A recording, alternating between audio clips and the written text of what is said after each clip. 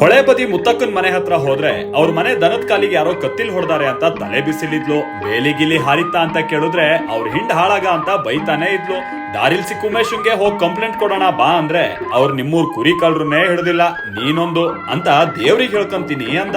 ಚರ್ಚೆ ಮಾಡಕ್ ನಂಗೂ ಟೈಮ್ ಇರ್ಲಿಲ್ಲ. ಕಾರಣ ನಮ್ ಪೌರವ್ ಮದ್ವೆಗೆ ಕೊಪ್ಪಕ್ ಹೋಗ್ಬೇಕಿತ್ತು. ಮದ್ವೆ ಮುಗಿಸಿ ಮನೆಗ್ ಬರ್ಬೇಕಾದ್ರೆ ನಮ್ಮಪ್ಪ ನಾನಿರ್ಬೇಕು ಇಲ್ಲ ಈ ಕೋಳಿಗಳಿರ್ಬೇಕು ಅಂತ ಕೋಳಿ ಖಾಲಿ ಮಾಡೋ ಹಠಕ್ ಬಿದ್ದಿದ್ರು. ಮನೇಲಿ ಹ್ಯಾಟೆ ಜಾಸ್ತಿಯಾಗಿ ಕಂಡಲ್ಲೆಲ್ಲ ಮೊಟ್ಟೆ ಇಡಕ್ ಶುರು ಮಾಡವೆ. ದನ ಕಟ್ಟಲು ಮೊಟ್ಟೆ, ಅಡಕೆ ಒಲೆಲು ಮೊಟ್ಟೆ. ಇವ್ ಹಿಂಗೆಲ್ಲಾ ಮೊಟ್ಟೆ ಇಡಕ್ ಶುರು ಮಾಡಿದ್ಮೇಲೆ ಮನೆ ಸುತ್ತಮುತ್ತ ಹಾವು ಕಾಣ್ತಿದಾವೆ ಅಂತ ಹೆಂಗಸ್ರದೆಲ್ಲ ಪುಕಾರು. ಎಷ್ಟ್ ಹೇಳಿದ್ರು ತಲೆ ಕೆಡ್ಸ್ಕೊಳ್ತಿದ್ದಿದ್ ಗಂಡಸ್ರಿಗೆ ಮೊನ್ನೆ ನಾಯಿ ಕಾಲಿಗೆ ಹಾವು ಕಚ್ಚದೆ ಅಂದಾಗ್ಲೇ ಕೋಳ್ಗಳ ಮೇಲೆ ಸಿಟ್ ಹತ್ತಿತ್ತು. ಗಾಯ ಬೆಳಿತಿದ್ದಿದ್ ನೋಡಿ ಕಚ್ಚಿರೋದು ಹಪ್ಪಟೆ ಹಾವಿರ್ಬೋದು ಅಂತ ನಾಗಪ್ಪಣ್ಣ ಅಂದಾಜ್ ಮಾಡ್ದ. ಡಾಕ್ಟರ್ ಬಂದು ಔಷಧಿ ಮಾಡಿದ್ಮೇಲೆ ಈಗ ಸುಧಾರಿಸ್ಕೊಳ್ತುಂಟು. ಬ್ಯಾಂಡೇಜ್ ಕಾಲಲ್ಲೇ ಅವ್ ಆಡದ್ ನೋಡಿ ಕಾಲೆತ್ತಕ್ಕಾಗಲ್ಲ ಅಂದ್ರು ಅದ್ರ ಸೊಕ್ ನೋಡು ಅಂತ ನಾಗಪ್ಪಣ್ಣ ಗುಣಗ್ತಿದ್ದ.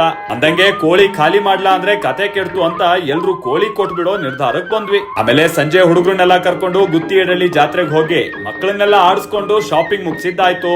ದನ ಹರಾಜ್ ಕೂಗೋದ್ ನೋಡ್ಕೊಂಡು ತೇರ್ ಎಳ್ದು ಮನೆಗ್ ಹೋಗಿ ಮಲ್ಗೋವಾಗ ಗಂಟೆ 2 ಆಗಿತ್ತು. ಕೋಳಿ ಕಥೆ ಬಾರಿ ಜೋರುಂಟು, ಮುಂದಿಂದೆಲ್ಲ ನಾಡಿದ್ ಹೇಳ್ತೀನಿ, ಬರ್ಲಾ? ಆಗಡ ಆಗಡ ಆಗಡ ಆಗಡ.